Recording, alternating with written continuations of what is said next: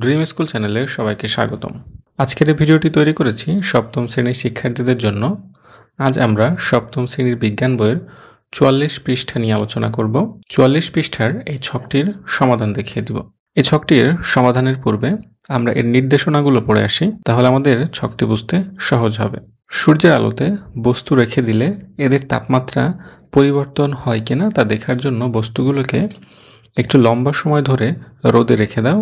যেহেতু এই ধরনের পর্যবেক্ষণ সময় সাপেক্ষ, চাইলে এই পর্যবেক্ষণ সেশন শুরুর আগেই বাসায় বসে করতে পারো, অথবা আজকে বিদ্যালয়ে এসে সেশন শুরুর আগেই বস্তুগুলো রোদে রেখে দিতে পারো, যাতে সেশন চলাকালে তাপমাত্রার নোট নেওয়া যায়। নির্দিষ্ট সময় পর তোমরা আগের সেশনে দেখেছো কিছু বস্তু, যেমন হচ্ছে লোহার বস্তু, কাচের বস্তু, পানি, সাদা কাপড়, রঙিন কাপড়, এগুলো রোদে রাখার পূর্বের তাপমাত্রা পরিমাপ করা হয়েছে এবং রোদ রাখার পর এটা তাপমাত্রা কত হবে সেটা নির্ণয় করতে হবে। এর জন্য আমাদেরকে এই বস্তুগুলো কিছু সময় রোদে রাখতে হবে। অন্তত পক্ষে 30 মিনিট রোদে রেখে দেওয়ার পর থার্মোমিটার দিয়ে বস্তু পাঁচটির তাপমাত্রা পুনরায় পরিমাপ করো এবং নিচের চোখে 2 বার নেওয়া তাপমাত্রা তথ্যই লিখে রাখো।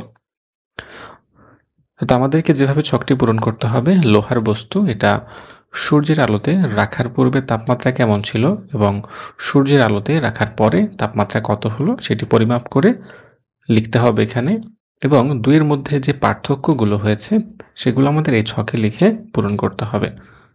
সুপ্রিয় শিক্ষার্থীরা, চলো আমরা সমাধানটি দেখে আসি, তাহলে আমাদের জন্য বুঝতে আরো বেশি সহজ হবে। প্রথমে আছে বস্তুর নাম, লোহার বস্তু। সূর্যালোতে রাখার পূর্বে এটা তাপমাত্রা ছিল 25 ডিগ্রি সেলসিয়াস, সূর্যালোতে রাখার পরের তাপমাত্রা 33 ডিগ্রি সেলসিয়াস।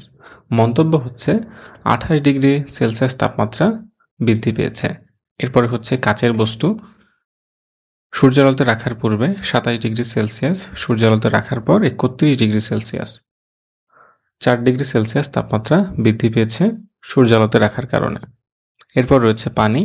সূর্যালোতে রাখার পূর্বের তাপমাত্রা 26, সূর্যালোতে রাখার পরের তাপমাত্রা 29, 3 ডিগ্রি সেলসিয়াস তাপমাত্রা বৃদ্ধি পেয়েছে। এরপর রয়েছে সাদা কাপড়। সূর্যালোতে রাখার পূর্বে 28 ডিগ্রি সেলসিয়াস, সূর্যালোতে রাখার পর 30 ডিগ্রি সেলসিয়াস। সূর্যালোতে রাখার কারণে 2 ডিগ্রি সেলসিয়াস তাপমাত্রা বৃদ্ধি পেয়েছে। এরপর রয়েছে রঙিন কাপড়, 28 ডিগ্রি সেলসিয়াস, সূর্যালোতে রাখার পর 35 ডিগ্রি সেলসিয়াস, 27 ডিগ্রি সেলসিয়াস তাপমাত্রা বৃদ্ধি পেয়েছে সূর্যালোতে রাখার কারণে। এই ছিল আমাদের প্রথম ছকের সমাধান। এরপরে আরেকটি ছক রয়েছে যেটা আমরা আজকে পূরণ করে দেখাবো। এই ছকটি পূরণ করার পূর্বে আমরা রীতিমতো নির্দেশনাটি পড়ে আসি। আগের আর পরের তাপমাত্রায় কোনো পার্থক্য কি দেখতে পাচ্ছ? পার্থক্য থেকে থাকলে কারণ কি হতে পারে? আবার প্রতিটি বস্তুর তাপমাত্রার পরিবর্তন কি একই রকম ঘটেছে?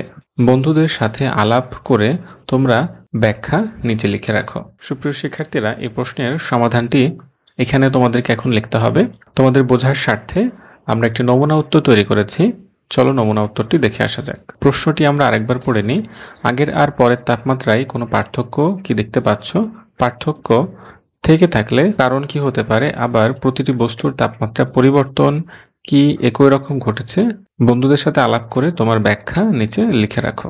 নমুনা উত্তর: আগের আর পরের তাপমাত্রায় পার্থক্য লক্ষ্য করা যায়। সূর্যের আলোতে আধা ঘন্টা বস্তুগুলোকে রেখে দিলে বস্তুটি ধীরে ধীরে উত্তপ্ত হতে থাকে। প্রতিটি বস্তুর তাপমাত্রার পরিবর্তন ভিন্ন রকমের হয়। লোহার বস্তুর তাপমাত্রা সবথেকে বেশি বৃদ্ধি পেয়েছে এবং পানির তাপমাত্রা সবথেকে কম বৃদ্ধি পেয়েছে। সুপ্রিয় শিক্ষার্থীরা, এই ছিল আমাদের আজকের আলোচ্য বিষয়ের সমাধান।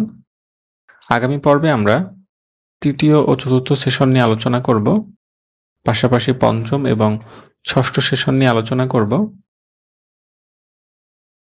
এবং 47 পৃষ্ঠার এই ছকটির সমাধান দেখিয়ে দিব।